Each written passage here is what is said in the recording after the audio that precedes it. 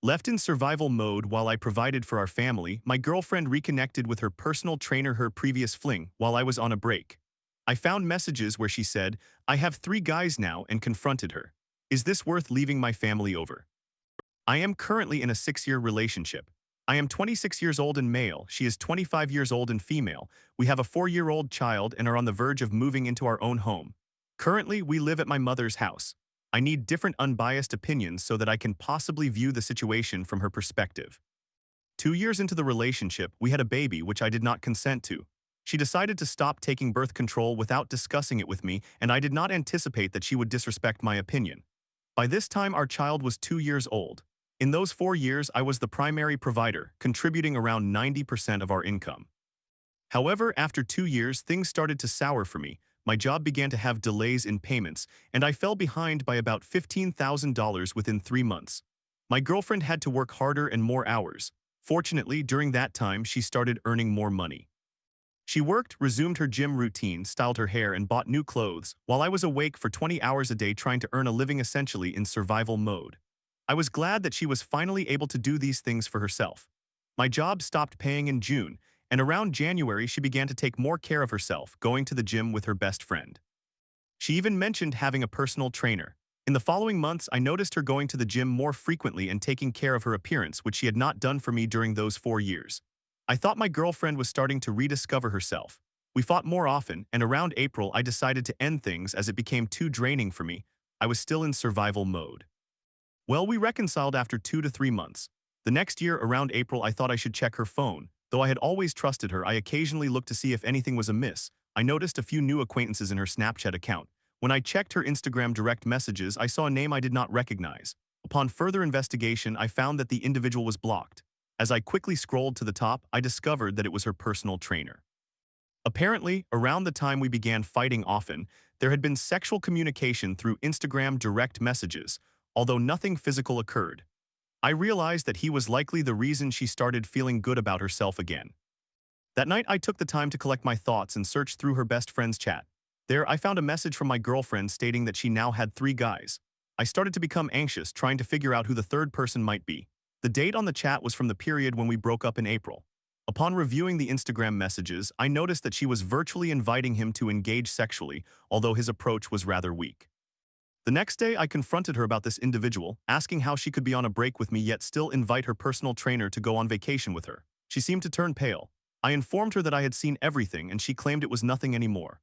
I inquired how it could be that right after our breakup, she was having affectionate conversations with the personal trainer. I recalled the changes in her behavior beginning in January. Instead of a reasonable explanation, she gaslit me, saying I was emotionally unavailable and inattentive. I had not been initiating sex as much because I had, as I discovered later, been traumatized by having a child I did not consent to. I stayed for the child. How could she plan a surprise party for me while we were on a break, without informing anyone that we had broken up, all while on the same day her personal trainer attempted to hook up with her, and she told him she had a party to attend. At that time, we had been apart for a few weeks. Additionally, it is difficult for me to comprehend that she began training with this personal trainer before January, alongside her best friend. They had known the personal trainer from school for about 5 years prior. She neglected to mention that he had been a previous romantic interest. Not only did she attempt emotional infidelity with her trainer, but she also allowed him to train her, fully aware of their past connection. Based on their direct messages, he recalled a time they had been lying on her bed, but nothing had happened, and he asked how things were between them due to their chemistry. After receiving vague explanations and experiencing gaslighting, I told her to leave. We were apart for about 2 months, during which we promised each other not to engage with anyone until we had spoken again. I quickly found a new girl and enjoyed my time with her. We slept together after a few weeks. I attempted to reconcile once again with my girlfriend. She informed me that she had been talking to someone but that it was not serious. Fast forward 1 week, I deleted my new relationship.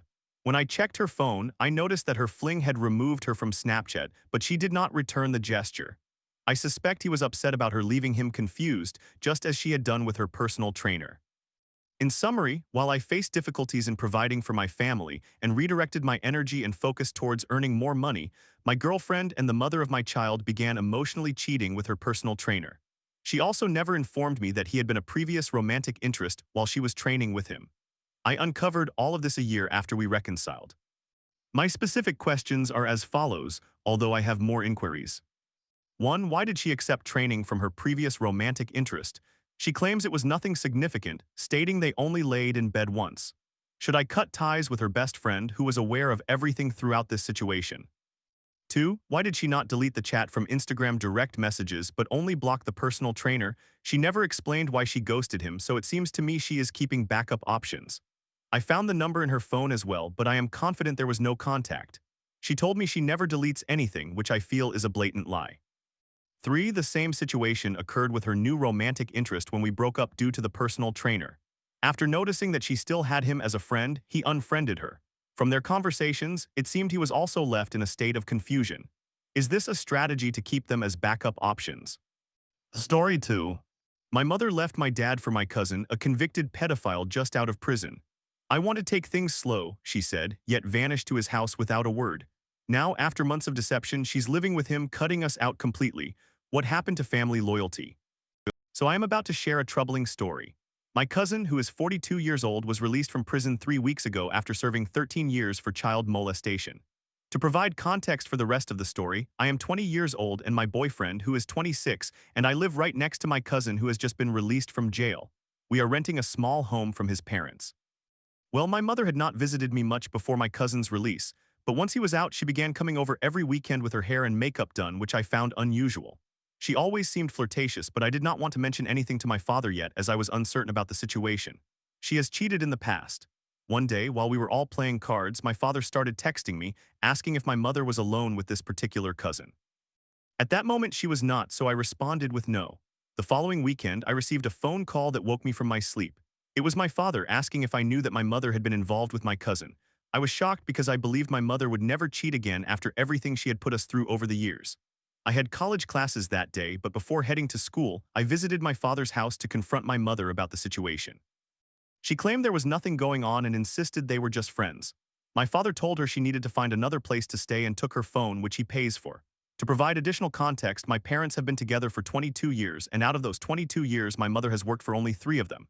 She has just returned to work, so she does not have any savings. Anyway, as I was preparing to leave for school, I asked my mother what she planned to do. She told me she was going to work that day and assured me she would no longer visit my cousin. Fast forward to after school, I returned home and saw my mother's car at my cousin's parents' house. They also live next to us. I called my aunt to ask if my mother was there, and she replied that my mother was at my cousin's house. I walked over to my cousin's house and inquired about what was happening and why she wasn't at work. She claimed she was tired and didn't feel like going, and when I asked why she was there again after saying she wouldn't visit, she could not provide an answer. I asked both my cousin and my mother what their intentions were, but they both evaded the question. I stated that we are all adults and should lay everything out on the table. My cousin then admitted that he has feelings for my mother, and she stated that she wanted to take things slowly but was open to a possible relationship in the future. I then asked her what she planned to do regarding her living situation, and she expressed that she hoped to stay with me for a while. I responded by saying she could stay with me but could not have any communication with my cousin out of respect for my father. She hesitated as if that were a difficult decision. I then left, telling them I would allow them to discuss what they planned to do, whether to stay here or at my place. An hour later, she came over to my house and mentioned that my cousin wanted to take things slowly. I reminded her that she could not stay at my place if she intended to keep communicating with him, and I told her I would give her a day to decide. That evening, we talked about going to get her some clothes from my father's house. I woke up early at 9 a.m. to accommodate her and take her to get some clothing, even though I had classes that day. To my disbelief, when I woke up, she was gone and had returned to my cousin's house. I waited a few hours and eventually went to class. When I returned from class at 9 p.m., she was still at his house, so I sent my cousin the following text. Hello, this message is for you and my mother. I have tried to be polite and express my thoughts gently, but it seems I must be more direct since no one is listening to me. I told my mother she can stay here, but you both cannot communicate or have any involvement with each other because I am doing this out of respect for my father. I will not damage my relationship with that side of my family due to your actions. If you both wish to see each other, communicate openly, or pursue anything, she needs to stay with you or find her own place. That is as simple as I can state it. I do not want to spend the next few days wondering whether someone will be staying with me while she plays house with you during the day and then comes here to sleep, only to return to your house before I wake up. Not to mention, I woke up at 9 o'clock to help her get clothes, and she was nowhere to be found. So to summarize, you both need to decide tonight what the plan is. If you will stop communicating and she will stay here, or if you will continue your relationship and she stays at your place, or if she will find her own accommodation. Please send me a text and let me know what the situation is." 10 minutes later, my mother arrived at my house and did not mention the text. Instead, she asked if she could use my phone to call my father and my little brother. I agreed, informing her I would notify her when he called. Well, my father called and they were on the phone for 3.5 hours. Fast forward to the next day, we went to my father's to get her some clothes, and she convinced him to let her stay in the guest bedroom until she could get back on her feet. She persuaded my father by claiming she could not afford to stay with me, despite the fact that I was only going to charge her $300 a month to live with me. She also mentioned that she would otherwise be living in her car.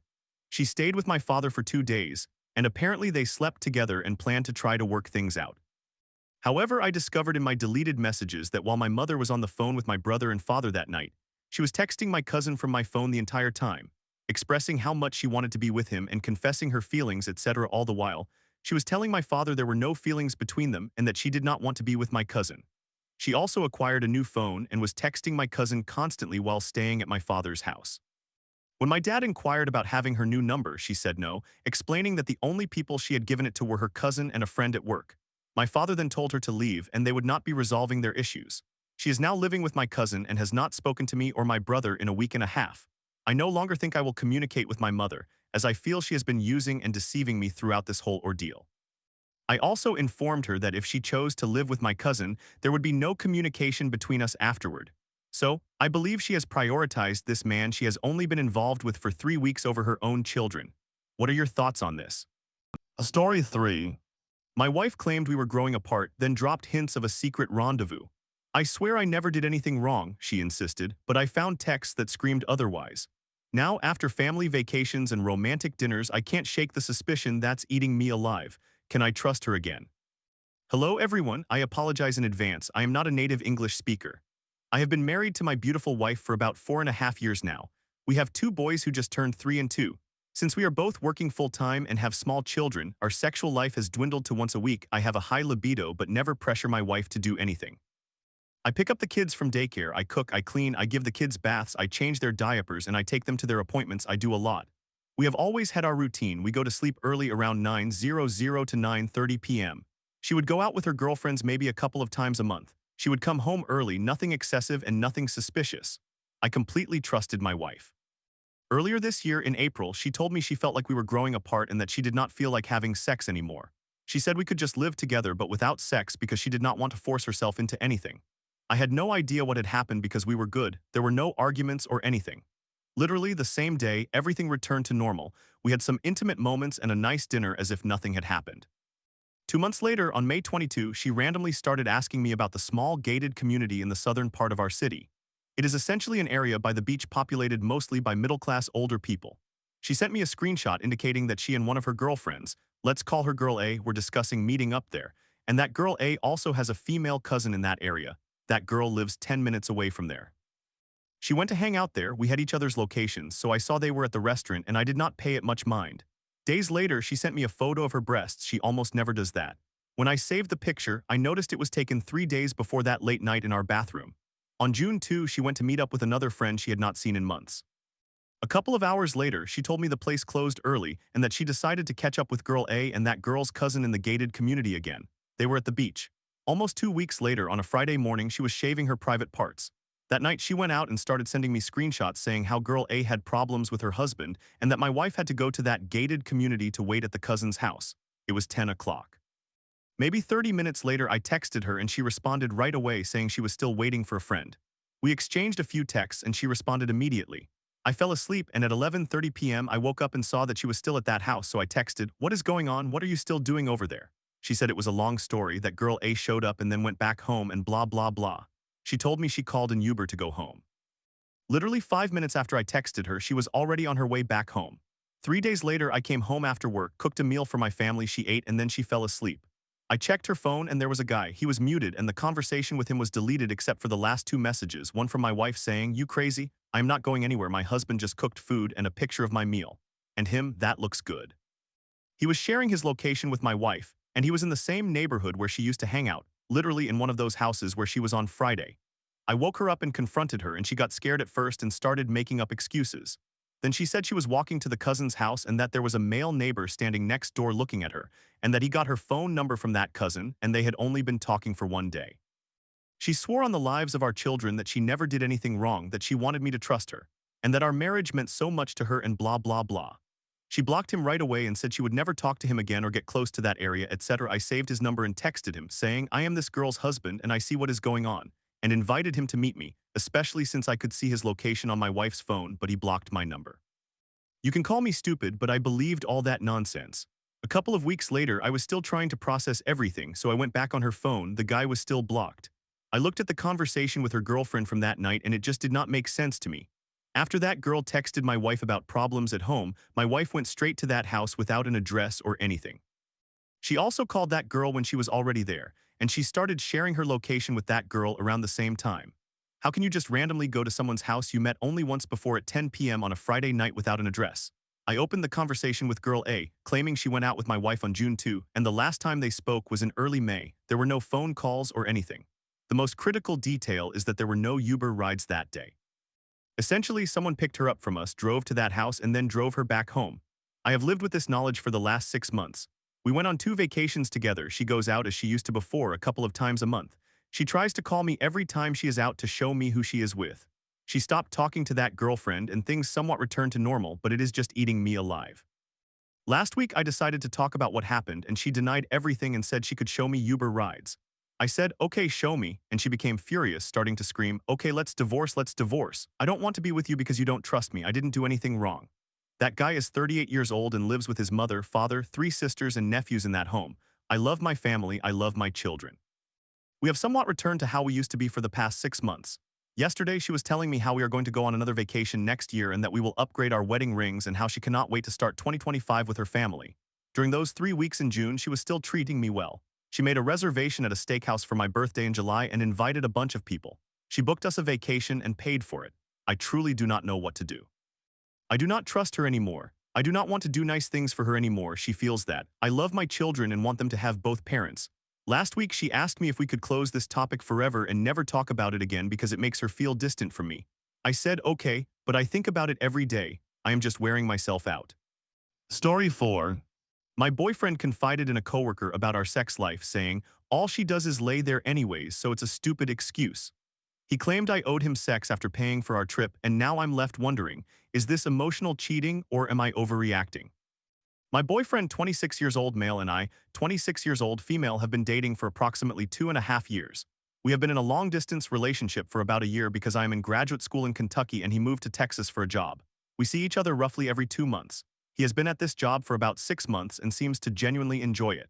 We planned a trip to meet in Seattle in September for a delightful getaway weekend together. The day before the trip, I had to drive 10 hours back to school to take a significant exam that I take every 5 weeks. The rest is remote. I called my boyfriend when I arrived at school, and as we were talking, I informed him that I was very excited to see him the next day in Seattle, but that I might be too tired to want to have sexual relations. I felt that since I had a long day of driving, would be taking a very important exam the following day, and then flying for 4 hours to Seattle, I would be exhausted.